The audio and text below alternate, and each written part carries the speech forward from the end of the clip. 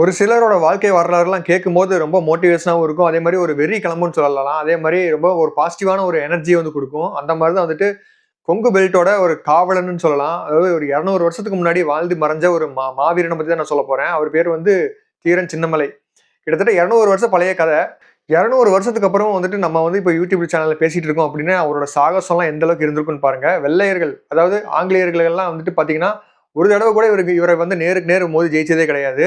அதனால தான் வந்துட்டு இவர வந்து எல்லாருமே கடவுளா கும்பிட்டு இருக்காங்க. இப்பவுமே வந்துட்டு கொங்கு ரீஜியன்ல கோயம்புத்தூரா இருக்கட்டும், ஈரோடா இருக்கட்டும், அப்புறம் வந்துட்டு சேலம் இந்த மாரி ரீஜியன்லலாம் வந்துட்டு இவரோட ஸ்டிக்கர வந்து ஏகப்பட்ட கார்லயா இருக்கட்டும், அப்புறம் பைக்கா இருக்கட்டும், இதெல்லாம் ஒட்டிட்டு நெறைய யங்ஸ்டர்ஸே போறத நான் பார்த்திருக்கேன். அந்த அளவுக்கு வந்துட்டு இவர வந்து ஒரு கடவுளாவே வணங்குறாங்க.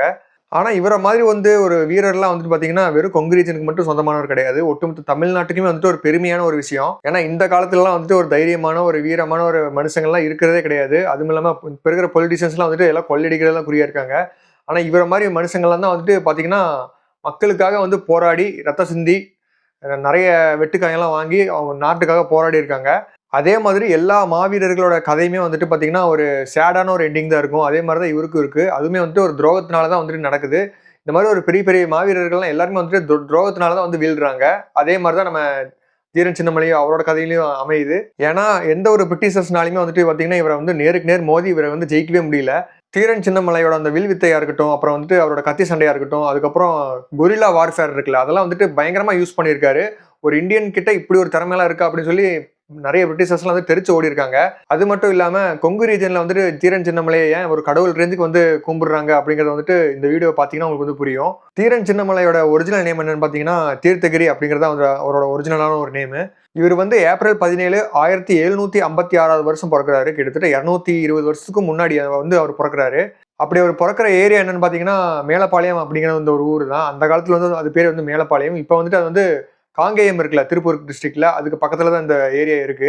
தீர்த்தகிரியோட ஃபேமிலி பேக்ரவுண்ட்லாம் பார்த்தீங்கன்னா, ஒரு நல்ல வெல் டு டூ ஃபேமிலி தான். ரொம்ப வந்து ஒரு பணக்கார ஃபேமிலின்னே சொல்லலாம். ஏன்னா, இவரோட தாத்தா வந்துட்டு பார்த்தீங்கன்னா, கொற்றவேல் சர்க்கரை மன்றாடியார் அப்படிங்கிறது இவரோட தாத்தா. அதே மாரி இவரோட அப்பா பேர் வந்து பார்த்தீங்கன்னா, ரத்னசாமி மன்றாடியார். இவங்க 2 பேருமே வந்துட்டு ஒரு பாண்டிய கிங்குக்கு கீழ தான் வேலை செய்றாங்க. அவங்களுக்கு கீழ தான் வந்துட்டு வந்து பார்த்தீங்கன்னா, போர்லலாம் நெறைய சண்டை போட்டு பாண்டியன் கிங்ஸ்க்காக நெறைய விக்டரீஸ்லாம் வாங்கி தராங்க. அப்படிதான் வந்துட்டு பார்த்தீங்கன்னா, சத்ரு சாஸ்தனா அப்படிங்கிற ஒரு பாண்டிய மன்னர் இருக்காரு. அவருக்காக வந்துட்டு இவங்க 2 பேருமே வந்துட்டு பார்த்தீங்கன்னா, அதாவது தீர்த்தகிரியோட தாத்தாவும், அப்பாவும் வந்துட்டு பார்த்தீங்கன்னா, ஒரு சோழர் கிங் அதாவது சோழ ராஜாவ வந்துட்டு கொன்னுடுறாங்க. அதனால அந்த பாண்டிய மன்னன் வந்து 24 கிராமம், அதாவது கொங்கு பெல்ட்ல இருக்கிற அந்த 24 கிராமத்த வந்து இவங்களுக்கு பரிசாவே குடுத்துடுறாங்க. அதுக்கப்புறம் தான் வந்துட்டு இவங்க முழுக்க முழுக்க வந்துட்டு கொங்கு ரீஜன்லயே வாழ ஆரம்பிக்கிறாங்க. அங்கேயே வந்துட்டு குடிபுகுந்துடுறாங்கன்னு சொல்லலாம்.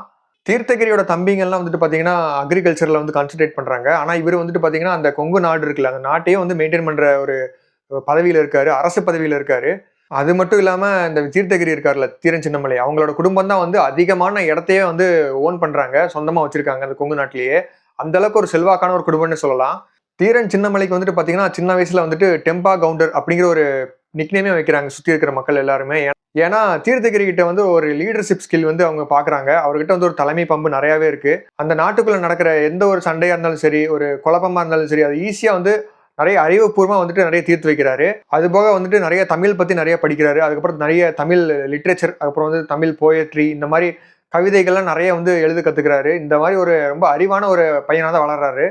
அதுக்கப்புறம் சோழர்கள், பாண்டியர்கள், சேரர்கள் இவங்கலாம் வந்துட்டு எந்த அளவுக்கு வந்து போர்ல வந்து சண்டை போட்டுருக்காங்க. எந்தெந்த யுக்திகளெல்லாம் வந்து கையாண்டுருக்காங்க அப்படிங்கிறதெல்லாம் வந்து நெறைய படிக்க ஆரம்பிக்கிறாரு. இதெல்லாம் படிச்சு முடிச்சதுக்கப்புறம் அவருக்குள்ள வந்து ஒரு ஒரு ஒரு வெறி வந்து கிளம்புது. நம்மளும் வந்துட்டு ஃபியூச்சர்ல இந்த மாரி ஒரு நல்ல ஒரு மாவீரனா வரணும் அப்படின்னு சொல்லி அவர் நினைக்கிறாரு. அதுக்கப்புறம் அந்த சின்ன வயசுல தான் வந்துட்டு பார்த்தீங்கன்னா, நெறைய தற்காப்பு கலையெல்லாம் கத்துக்கிறாரு. அப்புறம் சிலம்பம், அப்புறம் வந்துட்டு வில் வித்தை, அதுக்கப்புறம் கத்தி சண்டையெல்லாம் நெறைய கத்துக்கிறாரு. இந்த மாரி ஏகப்பட்ட விஷயம்லாம் கத்துக்கிறாரு. அதுக்கப்புறம் வந்துட்டு குதிரைய யூஸ் பண்ணி எப்படி சண்டை போடணும் அப்படிங்கிறது அந்த மாரி ஒரு வித்தையெல்லாம் நெறையவே கத்து வச்சுக்கிறாரு. இப்படி நெறைய கத்துக்கிட்டு இருக்கிற அந்த தீரன் சின்னமலையோட வாழ்க்கையில வந்துட்டு 1770வது வருஷம் வந்துட்டு பார்த்தீங்கன்னா, ஒரு பெரிய ஒரு சோதனை வருது. அதுதான் வந்துட்டு ஹைதர் அலி வந்து நெறைய வரிய வந்து கொங்கு நாட்டு மக்கள் மேல வந்து திணிக்கிறாரு. அத வந்து கலெக்ட் பண்றதுக்கு வந்து ஒரு தளபதிய வந்து நியமிக்கிறார். அவர் பேர் தான் வந்துட்டு முகமது அலி. அந்த முகமது அலி வந்துட்டு பார்த்தீங்கன்னா, அந்த கொங்கு நாட்டு மக்கள் கிட்ட வந்துட்டு ரொம்ப ஹார்ஷா வந்து பிஹேவ் பண்றாரு. வரி வசூல் பண்றதுல. இந்த வரிய வந்து ஏன் ஹைதர் அலி கவர்ன்மெண்ட் வந்து இவங்க மேல இவ்ளோ இம்போஸ் பண்றாங்கன்னு பார்த்தீங்கன்னா, அப்பதான் வந்துட்டு எவ்வளோக்கு எவ்வளோ வரிய வந்து ஜாஸ்தி குடுக்குறாங்களோ, அவ்வளோக்கு அவ்வளோ பாதுகாப்பு வந்து அவங்களுக்கு வந்து ஜாஸ்தியா குடுப்பாங்க. அதாவது ஹைதர் அலியோட அந்த ஆர்மி இருக்குல்ல, அவங்க வந்துட்டு இந்த கொங்கு நாட்டு மக்களுக்கு வந்து பாதுகாப்பு தருவாங்க. இந்த பிரிட்டிஷ், அப்புறம் வந்து இந்த பிரெஞ்சு, அப்புறம் இந்த போர்ச்சுகீஸ் இவங்களுக்கெல்லாம் வந்து அகைன்ஸ்டா வந்து பாதுகாப்பு தருவாங்க. அப்படி அந்த வரிய வந்து வசூல் பண்றதுக்காக தான் வந்துட்டு முகமது அலிய வந்துட்டு இவர் வந்து அப்பாயின்ட்மென்ட் பண்ணியிருந்திருக்காரு ஹைதர் அலி. ஆனா அந்த முகமது அலி வந்துட்டு ரொம்ப ஹார்ஷா வந்து பிஹேவ் பண்ணியிருக்காரு கொங்கு நாட்டு மக்கள் கிட்ட. அப்படி வசூல் பண்ணும்போது தான் வந்துட்டு ஒரு நாள் வந்துட்டு ரொம்ப சிவியரா போய் நிறைய மக்கள் எல்லாம் வந்துட்டு அடிச்சு அவங்களால கீழே தள்ளியிருக்காரு. இதை வந்து கேள்விப்பட்டு போய் தீரன் சின்னமலை அவரோட படையெல்லாம் வந்து திரட்டி முகமது அலி வந்து அடிச்சு அனுப்பிடுறாரு. இந்த சண்டை வந்து எங்க நடக்குதுன்னு பாத்தீங்கன்னா சின்னமலை அப்படிங்கிற அந்த ஒரு இடத்துல தான் நடக்குது. அதனாலதான் வந்துட்டு பாத்தீங்கன்னா இந்த இந்த ஒரு சண்டைனாலதான் வந்துட்டு பாத்தீங்கன்னா அந்த தீர்த்தகிரி இருக்காருல்ல, அவர் வந்துட்டு தீரன் சின்னமலையா மாறினாரு. அந்த ஒரு நிக்னேமே வந்துட்டு இந்த ஒரு சண்டைக்கு அப்புறம் தான் வந்துச்சு. ஏன்னா இந்த மலை மேல நின்றுட்டு தான் வந்து பாத்தீங்கன்னா அந்த முகமது அலியை பத்தி அவர் சொல்லுவாரு, இனிமே இந்த இடத்துக்குள்ள நீ வரணும் அப்படின்னா நீ யோசிச்சு தான் வரணும் அப்படிங்கிற மாதிரி ஒரு மாசான ஒரு டைலாக்லாம் பேசியிருப்பாரு. அதனாலதான் வந்துட்டு இந்த ஒரு பேரை அவருக்கு வந்து வச்சாங்க. அப்படி வந்து தீரன் சின்னமலை வந்து அந்த முகமது அலியை வந்து அடிச்சு அனுப்புனதுக்கு அப்புறம் வந்துட்டு பாத்தீங்கன்னா அவங்க கிட்ட இருந்து புடுங்கின அந்த ஒரு, அதாவது கொங்கு நாட்டு மக்கள் கிட்ட இருந்து புடுங்கிட்டு போனார்ல முகமது அலி, அந்த எல்லா பொருளையும் வந்துட்டு திருப்பி மீட்டு கொங்கு நாட்டு மக்கள்கிட்டே கொடுத்துட்டாரு நம்ம தீரன் சின்னமலை. அதனாலதான் வந்துட்டு அந்த ஒரு சம்பவத்துக்கு அப்புறம் ரொம்ப ரொம்ப ஒரு பெரிய ரெஸ்பெக்ட் வந்துச்சு. இந்த ஒரு விஷயம் வந்து கேள்விப்பட்டதுக்கு அப்புறம் ஹைதர் அலிக்கு வந்து செம்ம டென்ஷன் ஆகுது, ரொம்ப கோவப்படுறாரு. அதனால வந்துட்டு ஒரு ஆர்மியவே அனுப்புறாரு கொங்கு ரீஜனுக்கு அனுப்பி அவங்க கிட்ட போய் வசூல் பண்ணுங்க, அந்த தீர்த்தகிரியை வந்துட்டு அரெஸ்ட் பண்ணி கொண்டு வாங்க அப்படின்னு சொல்லி அனுப்பி விடுறாரு. ஆனா அவங்களையுமே வந்துட்டு தீர்த்தகிரியோட ஆளுங்களை வந்து சேர்ந்து பாத்தீங்கன்னா அவங்கள வந்து டிஃபீட் பண்ணிடுறாங்க, அவங்கள தோக்கடிச்சிடுறாங்க. அதனால வந்துட்டு அவர் வழி இல்லாம ஹைதர் அலியோட ஆளுங்க வந்து திருப்பி போயிடுறாங்க. ஆனா நிறைய ஆர்டிகல்ஸ் எல்லாம் எப்படி இருக்குன்னு பாத்தீங்கன்னா ஹைதர் அலி வந்துட்டு எந்த ஒரு கொங்கு நாட்டு மக்களையுமே வந்துட்டு ஹார்ம் பண்ணணும்னு நினைக்கல, அவங்கள வந்து அடிமைப்படுத்தணும்னு நினைக்கவே இல்லை. அவங்க கிட்ட வந்து வரியை மட்டும் தான் வசூல் பண்ணணும் அப்படின்னு நினைச்சாரு அப்படிங்கறது வந்துட்டு நிறைய பேர் ஆர்டிகல்ஸ் சொல்லியிருக்காங்க. ஆனா வந்துட்டு முகமது அலி தான் வந்துட்டு ரொம்ப ஹார்ஷா வந்துட்டு அதை வந்து இம்ப்ளிமெண்ட் பண்ணியிருக்காரு அப்படிங்கிற மாதிரி நிறைய பேர் சொல்றாங்க. ஆனாலுமே வந்துட்டு ஹைதர் அலியோட அந்த 2வது அட்டம்ப்ட்லயுமே வந்துட்டு பாத்தீங்கன்னா நொய்யல் ஆறு இருக்குல்ல, அங்கதான் வச்சு டிஃபீட் பண்றாரு நம்ம தீர்த்தகிரி. அங்கேயுமே வந்துட்டு ஹைதர் அலியோட அந்த ஆர்மி வந்து தோத்து போயிடுறாங்க. இதுல உண்மையான ஒரு விஷயம் என்னன்னு பாத்தீங்கன்னா ஹைதர் அலி நினைச்சிருந்தாருன்னா இன்னும் ஏகப்பட்ட ஒரு படையை திரட்டி வந்து இந்த கொங்கு ரீஜனை வந்து ஈஸியா கேப்சர் பண்ணிருக்கலாம். ஏன்னா கொங்கு ரீஜன் மக்கள் கிட்ட வந்துட்டு அந்த அளவுக்கு ஒன்றும் பெரிய ஆர்மி எக்யூப்மெண்ட் எல்லாம் கிடையாது. ஹைதர் அலி வந்துட்டு அவ்வளவு பெரிய ஆளு. ஆனா அவர் வந்து ஏன் வந்து பேக் அடிச்சிட்டாருன்னு பாத்தீங்கன்னா அதே டைம்ல வந்துட்டு சேம் டைம்ல வந்து பாத்தீங்கன்னா அவர் வந்து பிரிட்டிஷ், அப்புறம் நிசாம், அப்புறம் மராத்தாஸ், இந்த 3 ரீஜன் கிட்டயும் வந்துட்டு ரொம்ப ஒரு போர்லாம் வந்து பண்ணிட்டு இருந்தாரு. அதனால வந்துட்டு அதுல கான்சென்ட்ரேட் பண்ணிட்டு இருந்தாரு. அதனாலதான் வந்துட்டு கொங்கு ரீஜனை வந்து விட்டு வச்சிட்டாரு. அது மட்டும் இல்லாம ஹைதர் அலிக்கு வந்துட்டு மெயினான ஒரு எய்ம் என்னன்னு பாத்தீங்கன்னா பிரிட்டிஷ் ஈஸ்ட் இந்தியா கம்பெனி இருக்குல்ல, அதை வந்து அடிச்சு விரட்டணும் அப்படிங்கறது அவரோட எய்மா இருந்திருக்கு. அதாவது பிரிட்டிஷர்ஸை வந்து அடிச்சு விரட்டணும் அப்படிங்கறத வந்துட்டு அவரோட முதன்மை எய்மாவே இருந்திருக்கு. அதுக்கப்புறம் மைசூர்ல வந்துட்டு பாத்தீங்கன்னா ஹைதர் அலி இறந்துடுறாரு. 1782 வருஷம் இறந்து போயிடுறாரு. அதனால வந்துட்டு அவரோட இடத்துக்கு வந்து அவரோட பையனான டிப்பு சுல்தான் வந்து அவரோட அந்த ஆட்சிக்கு வராரு. டிப்பு சுல்தான் வந்ததுக்கு அப்புறமும் வந்து பாத்தீங்கன்னா அதே மாதிரி கொங்கு நாட்டு மக்கள் மேல ஏகப்பட்ட டேக்ஸ் எல்லாம் போடுறாரு. ஆனா அதையும் எதிர்த்து வந்து பாத்தீங்கன்னா அப்பவும் வந்துட்டு தீரன் சின்னமலை தான் நிக்கிறாரு. ஆனா அதே சேம் டைம்ல வந்துட்டு பாத்தீங்கன்னா மைசூர்ல வந்து பிரிட்டிஷ் ஈஸ்ட் இந்தியா கம்பெனி இருக்குல்ல, அவங்க வந்துட்டு ரொம்ப பயங்கரமா அட்டாக் பண்ண ஆரம்பிக்கிறாங்க டிப்பு சுல்தானோட சோல்ஜர்ஸ். அதனால வந்துட்டு அவருக்கு வந்து வேற வழி இல்லாம இந்த மாதிரி லோக்கலான ஒரு நிறைய குறுநில மன்னர்கள்லாம் இருக்காங்கல்ல, அவங்களெல்லாம் வந்து ஒன்று சேர்த்துக்கலாம் அப்படின்னு சொல்லி ஐடியா போடுறாரு. அவரோட ஸ்ட்ராட்டஜியே மாத்துறாரு. எல்லாருமே சேர்ந்து இவங்களை வந்து எதிர்க்கலாம் அப்படிங்கிற மாதிரி ஒரு ஒரு பிளானை போடுறாரு நம்ம டிப்பு சுல்தான். அதுலதான் வந்துட்டு பாத்தீங்கன்னா நம்ம தீர்த்தகிரி சேர்ந்துக்கிறாரு. யாருன்னு பாத்தீங்கன்னா எதிரிக்கு எதிரி நண்பன் அப்படிங்கிற மாதிரி வந்துட்டு 2 பேரும் சேர்ந்துக்கிறாங்க. ஏன்னா இவருக்குமே வந்துட்டு வெள்ளைக்காரங்களை சுத்தமா பிடிக்காது, அவங்களுக்கும் வந்துட்டு பாத்தீங்கன்னா டிப்பு சுல்தானுக்கும் வெள்ளைக்காரங்கன்னா சுத்தமா ஆகாது. எது வந்தாலும் நாங்க பாத்துக்கிறோம், நீ வெளியே கிளம்பு அப்படிங்கிற ரேஞ்சில் தான் வந்துட்டு 2 பேருமே டீல் பண்ணிட்டு இருக்காங்க. இந்த டைம்ல தான் வந்துட்டு 2 பேருமே வந்து கை கோர்த்துக்கிறாங்க. அதாவது நீங்க பாத்தீங்கன்னா RR படத்துல எப்படி ராம் சரண் அப்புறம் வந்துட்டு NTR 2 பேரும் ஒன்னு சேர்ந்து வெள்ளையர்கள் எதிர்ப்பாங்களோ அதே மாதிரிதான் வந்துட்டு ரியல் லைஃப்ல இவங்க 2 பேரும் வந்துட்டு எதிர்க்கிறாங்க. தீரன் சின்னமலைக்கு வந்துட்டு நம்ம டிப்பு சுல்தான் என்ன ஒரு பதவி கொடுக்குறாருன்னு பாத்தீங்கன்னா கொங்கு ரீஜனோட கமாண்டர் பதவி வந்து அவர் கொடுக்குறாரு. கொங்கு ரீஜனுக்கு வந்து இவர் தான் வந்து தளபதியா இருப்பாரு நம்ம தீரன் சின்னமலை. அந்த மாதிரி ஒவ்வொரு ரீஜனுக்கும் ஒவ்வொரு தலைவர்களை வந்து நியமிச்சுட்டே வர்றாரு நம்ம டிப்பு சுல்தான். 1790 அப்புறம் 92, 99 இந்த 3 வருஷமும் நடக்கிற ஆங்கிலோ மைசூர் வாரில் வந்துட்டு நம்ம தீர்த்தகிரி வந்து போய் கலந்துக்கிறாரு. நிறைய சண்டை போட்டு ஏகப்பட்ட வீரர்கள் எல்லாம் வந்து வீழ்த்துறாரு. டிப்பு சுல்தான் அப்புறம் தீர்த்தகிரி இவங்க 2 பேர்த்தோட ஆளுங்களுமே வந்துட்டு பாத்தீங்கன்னா உசுரை கொடுத்து அடிக்கிறாங்க நம்ம வெள்ளைக்காரங்களை. ஏன்னா வெள்ளைக்காரங்களாம் வந்துட்டு எதுக்காக இங்க வந்திருக்காங்கன்னா பிசினஸ் பண்றதுக்காக தான் வந்திருக்காங்க. அவங்க வந்துட்டு பணத்துக்காக தான் வந்திருக்காங்க. ஆனா இவங்க எல்லாம் சண்டை போறது எதுக்குன்னு பாத்தீங்கன்னா அவங்களோட உரிமைக்காக. என்னைக்குமே வந்துட்டு எவன் வந்து உரிமைக்காக வந்து அழுத்தி போராடுறானோ அவன் தான் வந்து என்னைக்குமே ஜெயிப்பான். அந்த மாதிரிதான் வந்துட்டு இவங்க 2 பேரும் போர் நிறைய பண்ணி ஜெயிக்கிறாங்க, வெள்ளைக்காரங்க கிட்டே ஜெயிக்கிறாங்க, அவங்களாம் திருச்சி ஓடுறாங்க. நம்ம தீரன் சின்னமலை வந்து பிரெஞ்சு ஆர்மி கிட்ட இருந்து மாடர்னான ஒரு வார் டாக்டிக்ஸ் எல்லாம் வந்து கத்துக்கிறாரு. பீரங்கி குண்டா இருக்கட்டும், அப்புறம் வந்துட்டு நிறைய வில்வித்தையா இருக்கட்டும், அப்புறம் வந்துட்டு கொரில்லா வார்ஃபேரை வந்து மெயினா கத்துக்கிறதே வந்துட்டு பிரெஞ்சு கிட்ட இருந்து தான். இதை வந்து யார் கத்துக் கொடுக்குறான்னு பாத்தீங்கன்னா நெப்போலியன் போனபர்ட் இருக்காருல்ல, அவரு தான் வந்துட்டு நம்ம டிப்பு சுல்தான் கூட இன்ஃபுளுன்ஸ் ஆயிருக்காரு. அவங்க 2 பேரும் சேர்ந்து தான் வந்துட்டு இந்த வித்தையெல்லாம் வந்துட்டு நம்ம கொங்கு நாட்டு மக்களுக்கு எல்லாத்துக்குமே வந்து கத்துக் கொடுக்குறாங்க. அந்த மாதிரி தான் வந்துட்டு நம்ம தீர்த்தகிரி வந்துட்டு இவங்ககிட்ட நிறையவே கத்துக்கிறாரு. இத்தனைக்கும் வந்துட்டு பாத்தீங்கன்னா பிரிட்டிஷ் கிட்ட ஏகப்பட்ட அட்வான்ஸ்டான ஒரு வெப்பன்ஸ்ல இருந்துச்சு. அது எல்லாத்தையுமே முறியடிச்சு நம்ம டிப்பு சுல்தான் அப்புறம் தீரன் சின்னமலை இவங்க 2 பேருமே சேர்ந்து போரிட்டு அதில் ஜெயிக்கிறாங்க. ஆனா அன்பார்ச்சுனேட்டா வந்து பாத்தீங்கன்னா டிப்பு சுல்தான் வந்து அந்த வருஷம் இறந்துடுறாரு, அந்த போர்லயே இறந்துடுறாரு. இதனால வந்துட்டு தீர்த்தகிரிக்கு வந்து ஒரு கொஞ்சம் சோகமாயிருது. என்னதான் நம்ம வந்து ஜெயிச்சிருந்தாலும் நம்மளோட தலைவனை வந்து நம்ம இழந்துட்டோமே அப்படின்னு சொல்லி சோகமாகிறாரு. அதனால வந்து திருப்பி அவர் வந்து கொங்கு ரீஜனுக்கே வந்துடுறாரு. 1799 வருஷம் தான் வந்துட்டு டிப்பு சுல்தான் வந்து இறந்து போறாரு. ஆனா அதே வருஷம் வந்துட்டு பாத்தீங்கன்னா கட்டபொம்மன் அப்படிங்கிற ஒரு ஒரு பெரிய குறுநில மன்னர் இருக்காரு. அவரை பத்தி நான் சொல்ல வேண்டிய தேவையே இல்லை. ஏன்னா அவர் அவ்வளவு பெரிய வீரர். அவர் வந்து சவுத் சைட்ல வந்துட்டு போராடிட்டு இருக்காரு வெள்ளையன்களை எதிர்த்து. அதுக்கு வந்துட்டு இவரு போய் கலந்துக்கிறாரு. தீரன் சின்னமலை வந்து எப்ப ஃபர்ஸ்ட் வீரபாண்டிய கட்டபொம்மனை வந்து பாக்குறாரோ அப்பவே வந்துட்டு அவர் வந்து இம்ப்ரெஸ் ஆயிட்டான்னு சொல்லலாம். ஏன்னா வீரபாண்டிய கட்டபொம்மன் வந்து அவரோட ஸ்பீச்சே வந்து தனியா இருக்கு. அவரோட குரல் வளையமா இருக்கட்டும், அதெல்லாம் வந்துட்டு ரொம்ப இன்ஸ்பைரிங்கா இருக்கு இவருக்கு. ஆனா அந்த சமயத்துல வந்துட்டு பாத்தீங்கன்னா வீரபாண்டிய கட்டபொம்மனை வந்து தூக்குல போட்டுறாங்க. அதே 1799 வருஷம். அப்பதான் வந்துட்டு திப்பு சுல்தானும் இறந்திருந்தாரு. அதே மாதிரிதான் வந்துட்டு இவரையும் வந்து தூக்குல போட்டுறாங்க. இதுக்கப்புறம் வந்துட்டு அவர் ரொம்ப மன உடைஞ்சு போயிடுறாரு நம்ம தீர்த்தகிரி. இந்த மாதிரி உண்மையா உழைக்கிற நம்ம நாட்டுக்காக உசுரை கொடுத்து நிறைய போர்ல சண்டை போடுற நம்ம வீரர்கள் எல்லாம் ஈஸியா கொண்டுறாங்களே இந்த பிரிட்டிஷர்ஸ் அப்படின்னு சொல்லி அவர் வந்து ஆத்திரத்தோட உச்சிக்கே போறாரு. அதனாலதான் வந்துட்டு அடுத்துதான் நடக்கிற 1800 வருஷம் நடக்கிற போலிகார் வார் இருக்குல்ல, அதுல வந்துட்டு அது வந்து திருநெல்வேலியில் நடக்குது. அதுல வந்துட்டு பாத்தீங்கன்னா அவர் வந்து எந்த மாதிரி டாக்டிக்ஸ் யூஸ் பண்றாருன்னா மறைஞ்சிருந்து தாக்குற அந்த குரில்லா டாக்டிக்ஸ் தான். அந்த மாதிரி டாக்டிக் யூஸ் பண்ணி அவர் வந்து ஏகப்பட்ட பிரிட்டிஷர்ஸ் வந்து ஓட விடுறாரு. ஆனா இந்த மாதிரி வந்து மறைஞ்சிருந்து தாக்குறதுல வந்துட்டு அவருக்கு வந்து ஒரு சுத்தமா விருப்பமே இல்லை. ஏன்னா இந்த மாதிரி மறைஞ்சிருந்து தாக்குறதுல வந்துட்டு ஒரு போர்ல வந்து பண்ணக்கூடிய விஷயமே கிடையாது. ஒரு நியாயமா நடக்கிற ஒரு போரே கிடையாது அப்படின்னு சொல்லி அவருக்கு வந்து மனசுல வந்து தோணுது.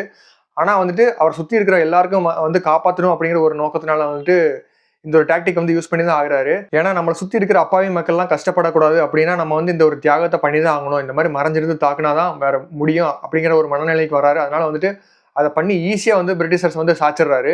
சுத்தி சண்டை போட்டுட்டு இருக்கிற பிரிட்டிஷர்ஸ்க்குலாம் ஒண்ணுமே புரியல. எங்கடா இது என்னடா நடக்குது அப்படிங்கிற மாதிரி வந்து திகைச்சு போடுறாங்க. அவங்களால வந்து ஓடுற வழியிலாம தெரிச்சு ஓடுறாங்க. அதுக்கப்புறம் 1801 வருஷம் வந்துட்டு பாத்தீங்கன்னா பேட்டில் ஆஃப் காவேரி அப்படிங்கிற ஒரு போர் நடக்குது. இது வந்துட்டு நொய்யல் ஆறு பக்கத்துல தான் நடக்குது. அந்த ரிவர்ல வந்துட்டு பாத்தீங்கன்னா ஏகப்பட்ட பிரிட்டிஷர்ஸ் வந்து குவியிறாங்க. யாரும் நம்ம தீர்த்தகிரியோட ஆர்மி வந்து போட்டு தள்ளுறதுக்கு. ஆனா வந்துட்டு நம்ம தீர்த்தகிரியோட ஆர்மி வந்துட்டு எஃபெக்டிவா இருந்திருக்காங்க. அவங்க வந்துட்டு அவங்களை குறைச்சு மதிப்பிட்டது வந்து பிரிட்டிஷர்ஸோட தப்புன்னு சொல்லலாம். ஏன்னா அசால்ட்டா நொறுக்கி தள்ளிட்டாங்கன்னு சொல்லலாம். ஆனா வந்துட்டு பாத்தீங்கன்னா 2 சைடுமே வந்துட்டு உயிரிழப்பு வந்து கொஞ்சம் ஜாஸ்தியாவே இருந்துச்சு. தீர்த்தகிரி சைடு வந்துட்டு ஏகப்பட்ட உயிரிழப்பு, அதே மாதிரி பிரிட்டிஷர்ஸ் அவங்க சைடுமே வந்துட்டு ஏகப்பட்ட உயிரிழப்பு. அப்படியே அந்த நொய்யல் ஆறை சுத்தி வந்துட்டு பாத்தீங்கன்னா ஒரே ரத்த ஆறாதான் ஓடிட்டு இருந்திருக்கு. அந்த அளவுக்கு ஒரு மோசமான ஒரு நிறைய பேரழிவை சந்திச்ச ஒரு போர் அது. இந்த போரை வந்து இந்த போரை வந்து பேட்டில் ஆஃப் காவேரி அந்த போரை வந்து யாரு வந்து தலைமை தாங்கினான்னு பாத்தீங்கன்னா பிரிட்டிஷர்ஸ்க்காக மேக்ஸ்வெல் அப்படிங்கிற அந்த ஒரு கொலனியல் லீடர் அவர் தான் வந்துட்டு லீட் பண்ணியிருந்தாரு. அப்படி அந்த மேக்ஸ்வெல் வந்து அந்த போர்ல தோத்ததுனால அவரை வந்துட்டு அவரோட நாட்டு மக்களே வந்து மதிக்காம இருக்காங்க. பிரிட்டிஷ் அதாவது யூகேல வந்து அவருக்கு வந்துட்டு ஒரு மாதிரி அவரோட செல்வாக்கு வந்து இறங்கிட்டே வருது. அதனால வந்துட்டு அவர் ஆத்திரத்தோட உச்சிக்கு போறாரு. அதனால மறுபடியும் அடுத்த வருஷம் 1802 வருஷம் வந்துட்டு மறுபடியும் தீர்த்தகிரியை வந்து தீர்த்து கட்டுறதுக்காக இன்னொரு ஆர்மியை வந்து திரட்டிட்டு போறாரு. ஆனா அப்பவும் வந்துட்டு அவருக்கு வந்து அவர் பல்பு தான் கிடைச்சிருக்குன்னு சொல்லலாம். ஏன்னா மறுபடியும் வந்துட்டு தீரன் சின்னமலையோட ஆர்மி தான் வந்து ஜெயிக்குது. ஜெயிச்சது மட்டும் இல்லாம மேக்ஸ்வெல்லோட அந்த தலையை வெட்டிடுறாரு நம்ம தீர்த்தகிரி. நம்ம தலையை வெட்டி அதுக்கப்புறம் அந்த தலைக்கு வந்துட்டு கருப்பு எல்லோ அப்படிங்கிற அந்த ஒரு பெயிண்டை பூசி ஊர்வலம், அதாவது ஒரு பரேடு மாதிரி போறாரு. ஊர்வலம் போறாரு, நாட்டை சுத்தி கொங்கு நாட்டை சுத்தி பரேடு போறாரு. அந்த ஒரு சீனை வந்து நினைச்சு பாக்குறதுக்கே கூஸ் பம்ப்ஸா இருக்குல்ல. எப்படி ஒரு வெறித்தனமான ஒரு சம்பவமா இருந்திருக்கும் அந்த ஒரு சம்பவம். ஏன்னா ஒரு பிரிட்டிஷர்ஸோட ஒரு தலையை வெட்டி அதில் பெயிண்ட் அடிச்சு ஒரு ஊர்வலமா போறதுலாம் வந்துட்டு ஒரு வேற மாதிரி ஒரு சம்பவம். இதுக்கப்புறம் தான் வந்துட்டு பாத்தீங்கன்னா பிரிட்டிஷ் அவங்கெல்லாம் இருக்காங்கல்ல, அவங்க வந்துட்டு ரொம்பவே உக்கிரமா இருக்காங்க. எப்படியாவது இந்த தீர்த்தகிரி வந்து போட்டு தெளியே ஆகணும். இவர் வந்து ஏகப்பட்ட புரட்சியவே உண்டு பண்ணிட்டு இருக்காரு. இவர் வந்து வீரமா இருக்கிறது மட்டும் இல்லாம சுத்தி இருக்கிற எல்லா மக்களுக்குமே வந்துட்டு வீரத்தை வந்து விதைக்கிறாரு. அதனால வந்துட்டு இவர் ரொம்ப நாள் உயிரோட விடவே கூடாது அப்படின்னு சொல்லி இன்னொரு அட்டாக் வந்து எய்ம் பண்றாங்க. அதுதான் வந்துட்டு பேட்டில் ஆஃப் அரச்சூர் அப்படிங்கிறது. இந்த பேட்டில் ஆஃப் அரசலூரை வந்து அவங்க எப்ப பிளான் பண்றாங்கன்னு பாத்தீங்கன்னா 1804 வருஷம் பிளான் பண்றாங்க. இது வந்து அரசலூர் டெம்பிள் அப்படிங்கிற அந்த ஒரு டெம்பிள்ல வந்து இது வந்து பிளான் பண்றாங்க. ஜெனரல் ஹாரிஸ் அப்படிங்கிறவர் வந்து நம்ம தீர்த்தகிரி மேல ஒரு மறைமுகமான ஒரு தாக்குதலை தாக்கணும் அப்படின்னு சொல்லி ஒரு பிளான் பண்றாங்க. ஆனா வேலப்பன் அப்படிங்கிறவர் வந்து பாத்தீங்கன்னா அதை வந்து கண்டுபிடிச்சிடறாரு முன்கூட்டியே. அப்படி கண்டுபிடிச்சது மட்டும் இல்லாம நம்ம தீரன் சின்னமலைக்கு வந்துட்டு இதை வந்து அலர்ட் பண்ணிடுறாரு. அப்படி அலர்ட்டான தீரன் சின்னமலை என்ன பண்றான்னு பாத்தீங்கன்னா ஹேண்ட் கிரானைட் இருக்குல்ல, அதாவது கையிலே இருக்கிற வெடிகுண்டு, அதை தூக்கி வீசி நிறைய அட்டாக்லாம் பண்ண ஆரம்பிக்கிறாரு. அதை வந்து அவங்களால தாங்க முடியல பிரிட்டிஷர்ஸ்னால. அதே மாதிரி இவங்க பிரிட்டிஷர்ஸ் வந்து இவங்க மேல மறைமுக தாக்குதல் பண்ணலான்னு பார்த்தா இவர் வந்துட்டு அவங்க மேல மறைமுக தாக்குதல் பண்ணிடுறாரு. கொரில்லா அந்த வார்ஃபேர் இருக்குல்ல, அதை யூஸ் பண்ணிடுறாரு. அதை யூஸ் பண்ண உடனே அவங்களுக்கு ஒண்ணுமே புரியல, அங்கேயும் தோத்துடுறாங்க பிரிட்டிஷர்ஸ். இந்த மாதிரி வந்துட்டு எப்பெல்லாம் வந்து அவர் வந்து நேருக்கு நேர் சண்டை போடலாம்னு நினைக்கிறாங்களோ அப்பவும் தோத்துடுறாங்க. இந்த மாதிரி மறைமுகமா அட்டாக் பண்ணும்போது அப்பவும் தோத்துடுறாங்க. அதனால வந்துட்டு அவர் வழியே இல்லாம இவர் எப்படியாவது முடிச்சு கட்டணும் அப்படின்னு சொல்லி அவர் வந்து நம்பிக்கை துரோகத்தினால தான் வந்துட்டு வீழ்த்த முடியும் அப்படின்னு சொல்லி அவங்களுக்கு புரிய வருது. அதனால தான் வந்துட்டு நல்லப்பன் அப்படிங்கிற ஒரு ஃப்ரெண்ட் இருந்திருக்காரு தீர்த்தகிரிக்கு. அவர் வந்து ஒரு நல்ல ஒரு சமையலும் செய்வாரு கூட. ஒரு குக்கு, பேசிக்கா ஒரு குக்குன்னு சொல்லலாம். ஆனா அவர வந்துட்டு இவங்க வந்து கரெக்ட் பண்ணிடுறாங்க பிரிட்டிஷர்ஸ். அவருக்கு வந்துட்டு ஒரு பேரம் பேசி, ஏன்னா எந்த ஒரு ஆளாவே இருந்தாலும் அவருக்குன்னு வந்து ஒரு ஒரு விலை இருக்குல்ல. அதனால வந்துட்டு அந்த விலைய வந்து இவங்க குடுத்துடுறாங்க. அதே மாதிரி நல்லப்பனும் வந்துட்டு பிரிட்டிஷர்ஸ் கிட்ட ஒத்துக்கிறாரு. இந்த மாரி வந்து நம்ம தீர்த்தகிரிய வந்து காட்டிக் குடுக்குறதுக்கு. அதனால ஒரு ஒரு நல்ல ஒரு நேரமா பார்த்து தீர்த்தகிரி எப்போ வந்துட்டு சாப்பிட வருவாரோ, அப்போ வந்து கரெக்ட்டா வந்து அலர்ட் பண்ணிடுறாரு நம்ம நல்லப்பன் பிரிட்டிஷர்ஸ்க்கு. அதே மாரி இவங்க வந்துட்டு அவரு, அப்புறம் அவரோட தம்பியா இருக்கட்டும், அவரோட ஃப்ரெண்ட்ஸா இருக்கட்டும், எல்லாரையுமே வந்து சரவுண்ட் பண்ணி புடிச்சிடுறாங்க. அப்படி வெள்ளைக்காரங்க வந்து இவங்களெல்லாம் புடிச்சிட்டு போய் என்ன பண்றாங்கன்னு பார்த்தீங்கன்னா, சங்ககிரி அப்படிங்கிற ஒரு ஊர்ல வந்து ஒரு தூக்கு மேடை வந்து போட்டிருக்காங்க. அந்த தூக்கு மேடையில வந்து நம்ம தீரன் சின்னமலைய வந்து நிக்க வச்சு, அவர்ட்ட ஒரு கொஸ்டின் கேட்கறாங்க. இந்த மாதிரி நீ வந்து எங்களுக்கு அதிகமான டாக்ஸ் குடுத்தீன்னா, எங்கள வந்து ஆட்சி பண்ண விட்டீன்னா, உன்ன வந்து நாங்க உசுரோட விடுறோம் அப்படின்னு சொல்லி அவங்க வந்து கேட்கறாங்க. ஆனா தீரன் சின்னமலை வந்து அந்த ஒரு ஆஃபர வந்து நிராகரிச்சிடுறாரு. உங்களுக்கெல்லாம் வந்து நான் சர்வ் பண்ணி தான் நான் வந்து உசுர் வாழணும்னு கிடையாது. அதுக்கு நான் செத்தே போயிருவேன் அப்படின்னு சொல்லி சொல்லிடுறாரு. அதனால வந்துட்டு அவர வந்து தூக்குல போட்டுடுறாங்க. ஜூலை 31ஆம் தேதி 1805வது வருஷம் அவர் வந்து தூக்குல போட்டுறாங்க. அப்படி தூக்குல போட்டதுக்கப்புறம் அவர் வந்து ஆகஸ்ட் 3ஆம் தேதி வந்து பார்த்தீங்கன்னா, ஓடநிலை அப்படிங்கிற அந்த ஒரு இடத்துல வந்து புதைச்சிடுறாங்க. ஆஸ் யூசுவல் வந்து பார்த்தீங்கன்னா, எல்லா ஒரு மாவீரனுக்குமே வந்துட்டு ஒரு துரோகத்தினால தான் வீழ்வாங்கன்னு சொல்லுவாங்கல்ல. அதே மாரி தான் வந்துட்டு நல்லப்பன் அப்படிங்கிற ஒரு மிகப்பெரிய நம்பிக்கை துரோகி. அவருனால தான் வந்துட்டு நம்ம தீரன் சின்னமலையோட வாழ்க்கை முடிஞ்சிருக்கு. ஆனா அவர் வந்து வீரமா தான் வந்து இறந்திருக்காரு. ஏன்னா பிரிட்டிஷர்ஸ் போட்ட எந்த ஒரு ஆஃபரையும் வந்து அவர் ஏத்துக்கவே இல்ல. ஏன்னா டாக்ஸ் கட்டுறேன் அப்படின்னு சொல்லியிருந்தா அவங்க விட்டுருந்துருப்பாங்க. ஆனா வந்துட்டு அவர் அதெல்லாம் செய்யல. செத்தாலும் பரவாயில்ல, உங்ககிட்டலாம் வந்து நான் உனக்கு கீழலாம் நான் இருக்க மாட்டேன் அப்படிங்கிற அந்த ஒரு வீரத்தோடயே வந்து செத்து போனாரு. இந்த மாதிரி ஒரு வீரமான ஒரு வாழ்க்கை தான் நம்ம தீர்த்தகிரியோட வாழ்க்கை. அதாவது தீர்த்தகிரி அப்படிங்கிற பேர்ல நம்ம தீரன் சின்னமலை அப்படிங்கிற அந்த ஒரு மாவீரரோட கதை வந்து முடியுது. ஆனா இன்னைக்கு வந்துட்டு நம்ம தீரன் சின்னமலை வந்துட்டு ஒரு ஜாதி தலைவரா வந்து நிறைய பேர் போர்ட்ரேட் பண்ணிட்டு இருக்காங்க. அதெல்லாம் கிடையவே கிடையாது. அவர் வந்து நம்ம தமிழ்நாட்டோட ஒரு பொக்கிஷம்னு சொல்லலாம். இந்த வீடியோ வந்து கண்டிப்பா எல்லாருக்கும் பிடிச்சிருக்கும்னு நினைக்கிறேன். இதே மாதிரி வேற ஒரு கண்டென்ட்டோட நாளைக்கு வந்து உங்க எல்லாரையும் மீட் பண்றேன். தேங்க் யூ ஆல் ஃபார் வாட்சிங்.